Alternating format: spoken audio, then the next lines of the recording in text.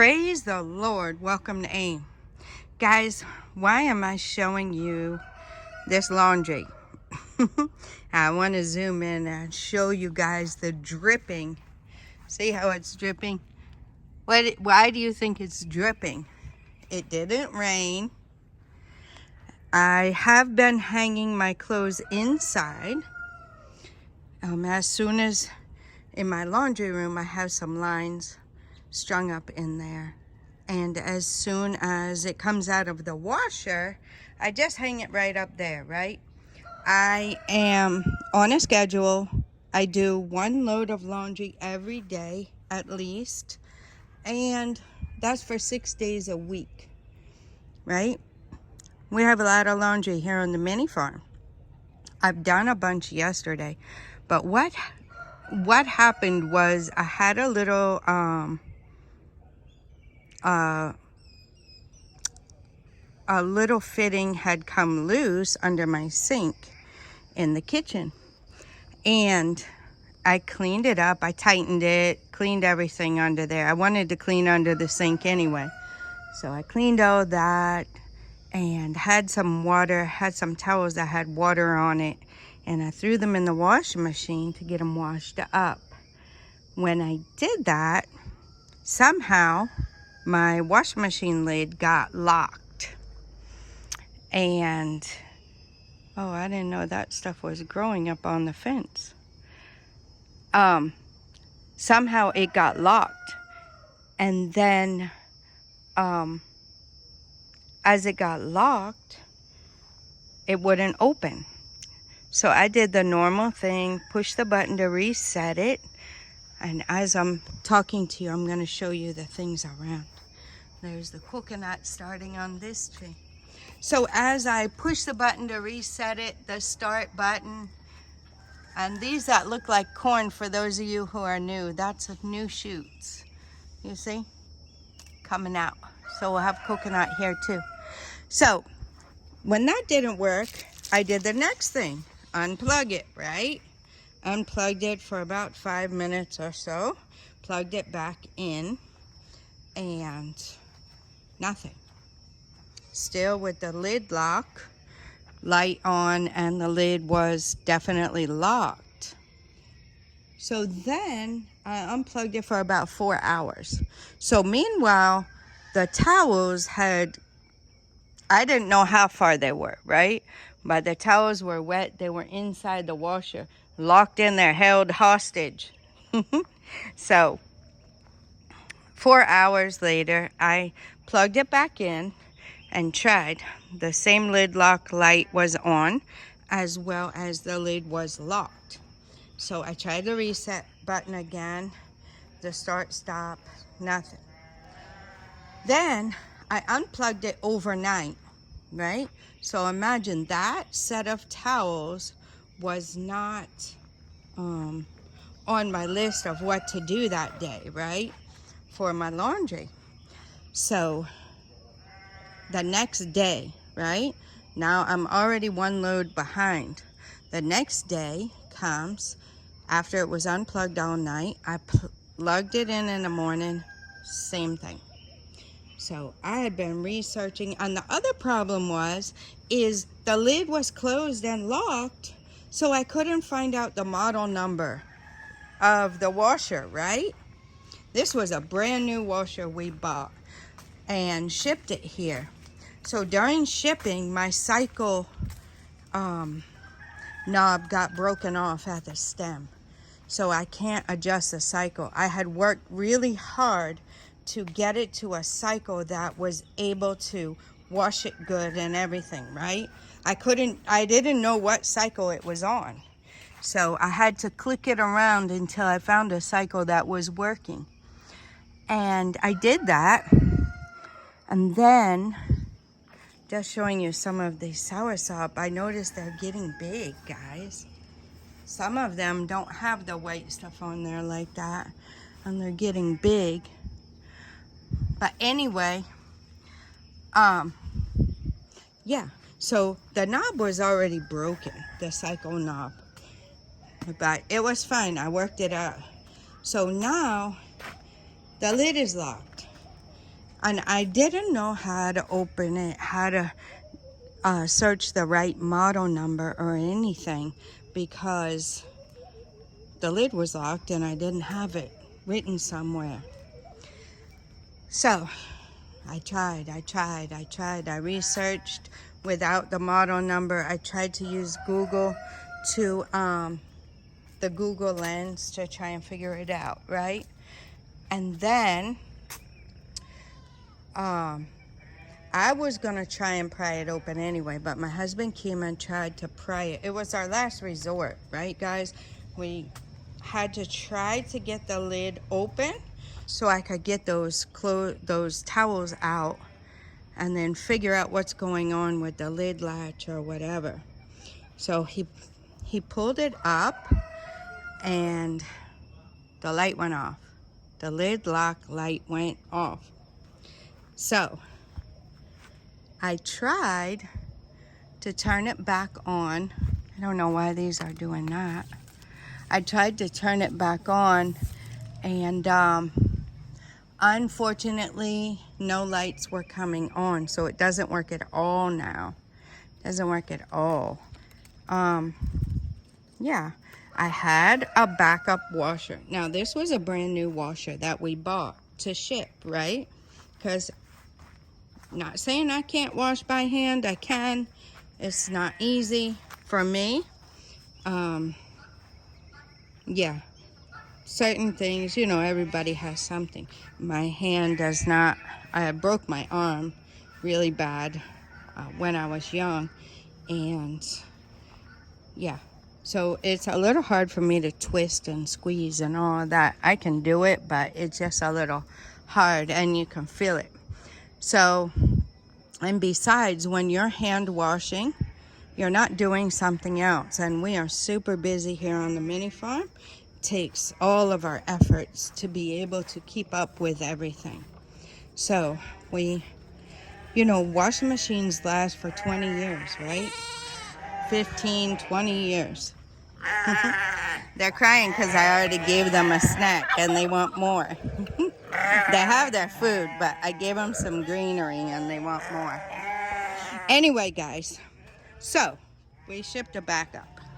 Our washing machine was only a couple years old that we had been using, and we bought a brand new one. When they arrived, like I said, the new one that I'm using now had the knob broken off. And now the lid lock is broken. For some reason it was stuck, and now it's broken. Now the whole power won't come on. I think it has to do with the board, something. And they told us that in order to get the knob fixed as well, it would be the whole board, which was about $300. I wasn't willing to spend that on the board, right? So now it's a $300 board roughly, plus a lid lock. So definitely, my husband has somebody coming. They're pretty good here about fixing things, but we'll see. Now, why can't I use my old washing machine? Well, during shipping, there are spring supports that hold the drum of the washer, right? There's a spring support, 4 of them that hold it. Well, they got bent. They took them out for some reason. I don't know why. They took the spring supports out. They got bent and one was missing. So the repairer tried to put it together with what he had and said, okay, it looks like it will work. Once I put a load of laundry in there and tried to wash it, yeah, it all fell apart. So I had to empty it out, get my hand truck, take the washer out to the store over here. So I took it out the front. My laundry room is on the side here. So I had to bring it through the house, out the front and in there. And then I brought the other washing machine, the new one. I brought it in. Been using it fine for probably, I would say it's been, almost 2 years, not quite, because I washed by hand for a month and a half before our shipment came with the wash machines. So yeah, so almost 2 years. It's been working. And now this. So I said all of that to say this. I'm washing by hand, guys, and it's not easy. I can do it. I'm very, very grateful to God that I'm able to do it. But if you guys haven't washed by hand, right? Or it's been a long time. Yes, they wash by hand here all the time. But when you do something all the time, you're used to it, right? We normally get a machine to help us so we can be freed up to do other things, right? So hence why I'm telling you guys, be ready to pivot. You know, we made provision. And if you guys know what I'm talking about, 2 washing machines should have been more than enough. One brand new and one was a couple years old, maybe 4 years. It wasn't that old, right? It wasn't that old. We had one washing machine at the house and it broke down. We bought a new one, right? So we had that one for a long time. Then we bought a new one. A matter of fact, the one we first had that broke down was used. And then we bought a new one. And that was the one that was maybe anywhere from 2 to 4 years old. We shipped it here with a brand new one. That should have been enough, right, to last the rest of our lives. But it wasn't. So here, it's a little bit challenging to find repairers, right? My husband's had that challenge with the chainsaws. Brand new steel chainsaws that he bought. And I guess it might be the gasoline or something, but they've been breaking down, not working, everything going wrong with them. And to find someone to really repair it, truly repair it, well, it's been a challenge. A huge challenge. So much of a challenge that he ended up buying a German-made chainsaw used, and gonna try that today. He's at the farm. So what I want you to take away from this is be ready to pivot. I was thinking it would be really difficult, and I was thinking that, you know, it started to weigh on me, guys. Oh, the work of washing. It's not just mine, not just my husband's, it's our grandson's. Then all the towels, all the sheets, all the everything, right? Right? Everything that you need to wash on a weekly basis, right? And then twisting them and squeezing them. And, you know, I'm thankful that we had a bathtub in one of our bathrooms. That's another power tip for you guys to take away. That's why I tell you guys, always be ready to take notes when you're watching these vlogs, right? Number 1, just because you feel like you've provided everything to equip yourself and be good, don't count on that. Make sure you're ready to pivot if needs be, right? So I have to pivot. I have to wash by hand. Like I said, I did that for a month and a half when we first came.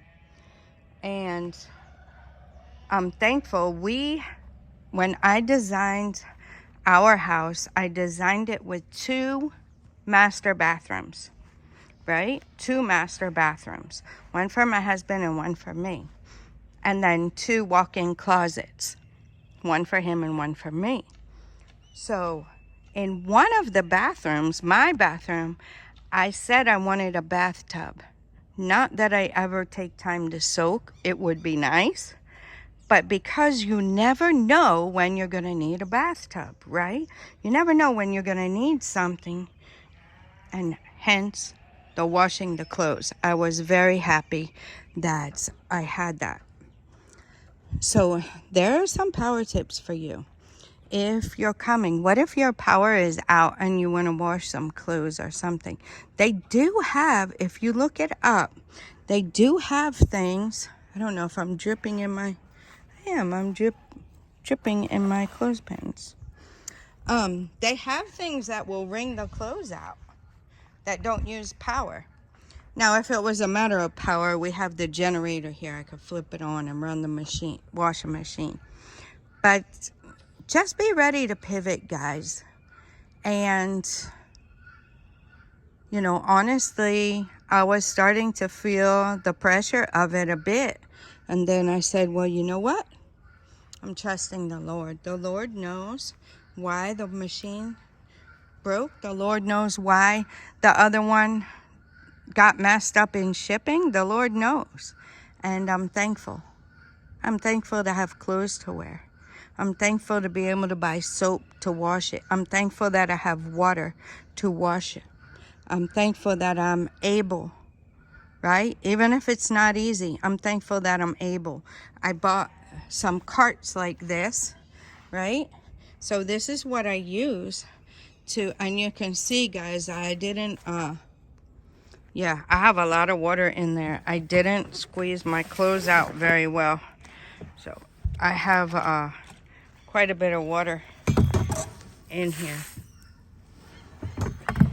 Yeah. But I bought this little cart and I put this trash can in it, and that is what I use to bring my clothes out and take them back in. My little trolley. It has 3 wheels on the side. Been very, very helpful for the time I've been here. It goes up and down the steps, right?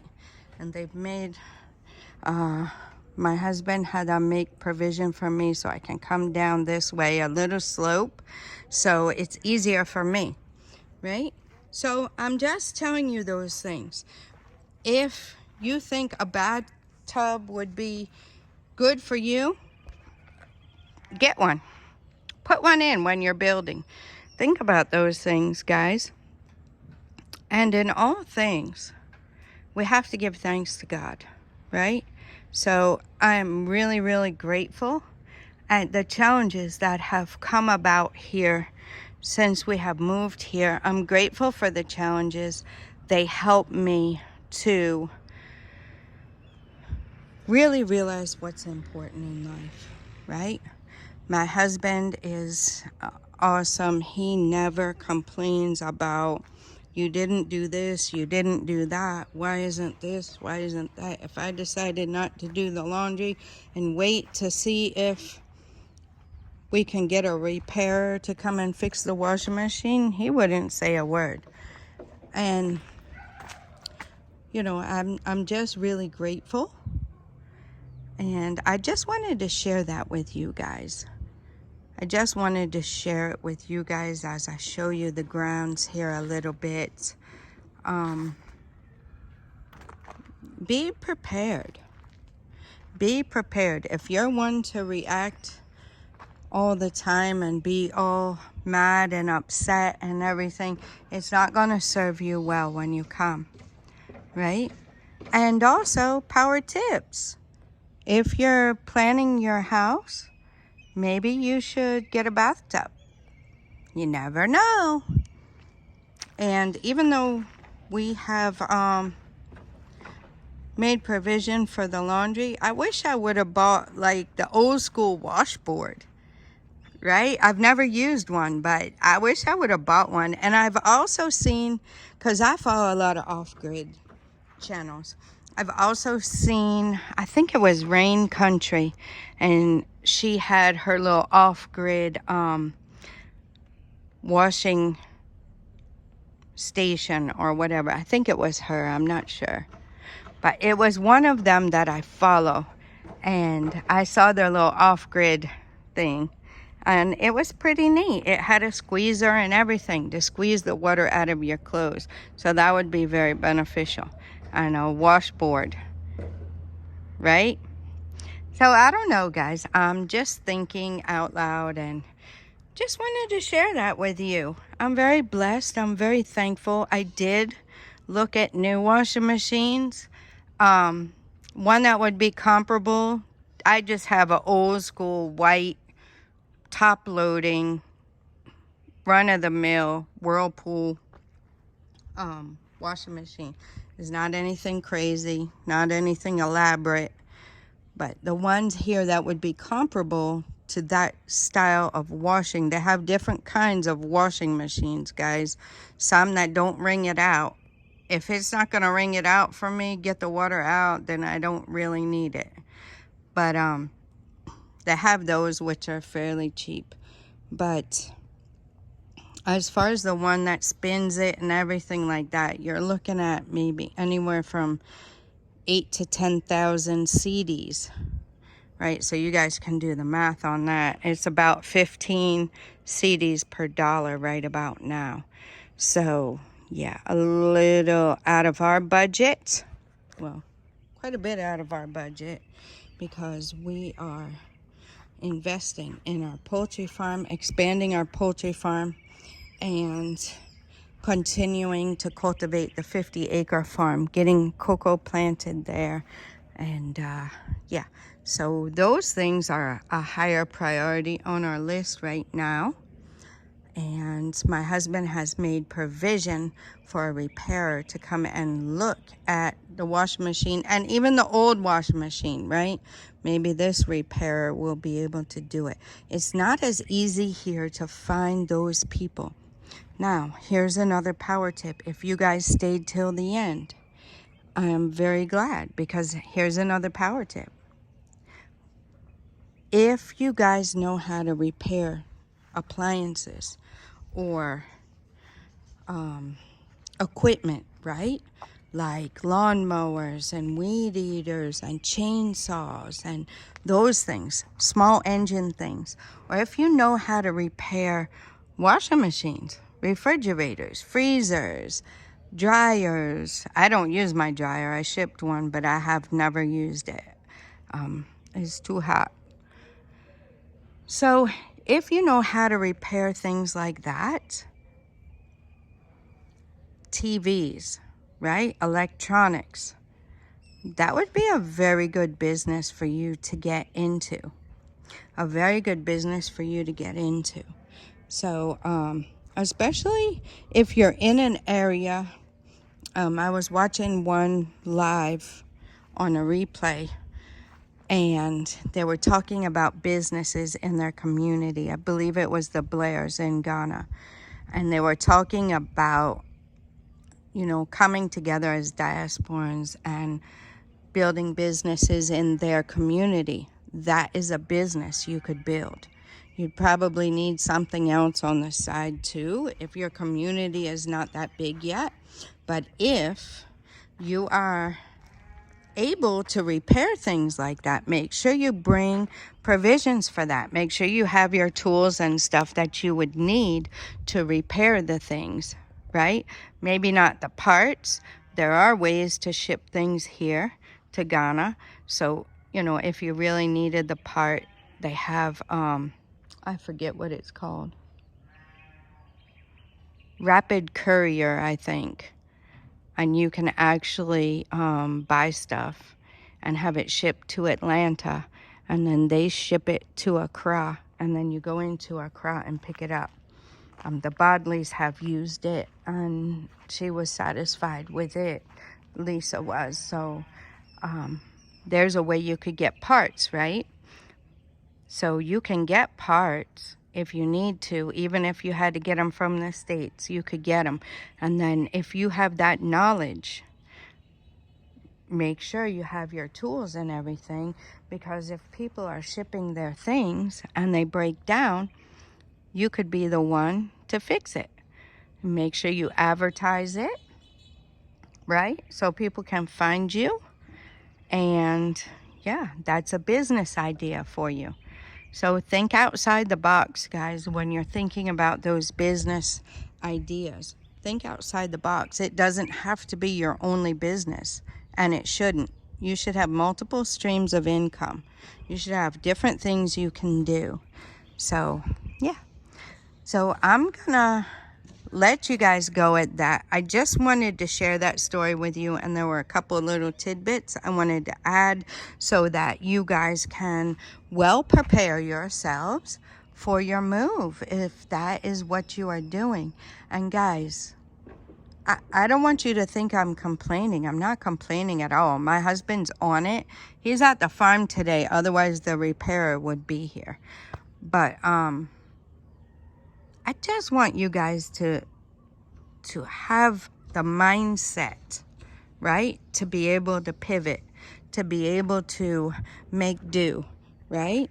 Because it's not always as fast as we get things done in the US, right?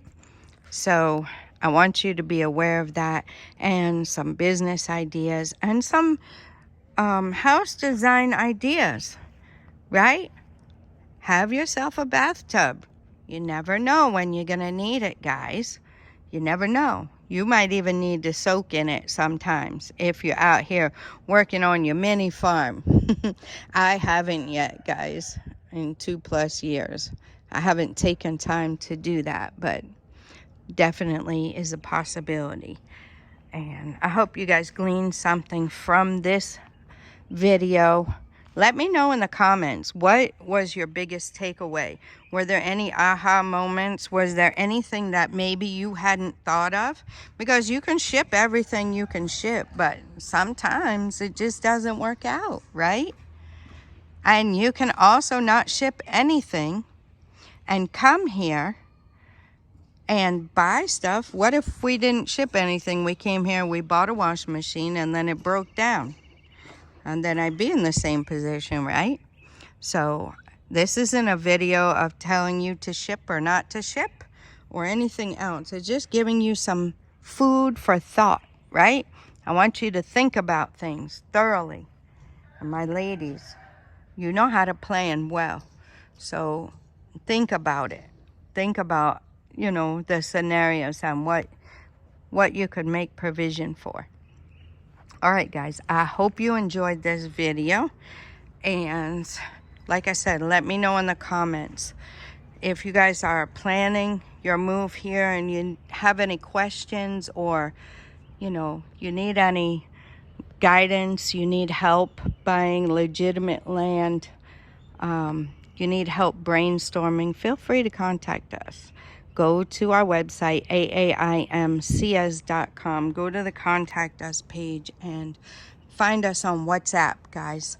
I'm also going to, this isn't for everybody, but those of you who are interested in transportation or land or anything like that, I'm working on getting a Remitly link to add to the YouTube descriptions so that you will have a link to send through Remitly. We currently have Cash App as well, but the Cash App has to go through an extra step, which there's an extra charge and everything. So also, if you guys give the super thanks, I just want to shout out and give you a big giant thank you for those who have supported us through the super thanks. I'm very humbled, guys, that you would take your money, your resources, and your time to actually do that. I'm very humbled. I'm very blessed. And I just want to thank you. In saying that, I don't know if you realize that YouTube takes 1/3 of that. So if you're okay with that, then that's fine. I don't mind. But if you would like to have more of your donation go towards us rather than them, then you can also reach out and we'll get you that Remitly or Cash App. If you don't have Remitly and you plan on coming to Ghana, download it, guys. Remitly. Download that app so you can send money over here. And just let me know in the comments if you need that or the Cash App, or if you're okay with it with the super thanks, then that's fine too. I really appreciate you guys and your support, your prayers, monetary support, encouragement, watching, everything. I really appreciate you guys. Till next time, God bless you.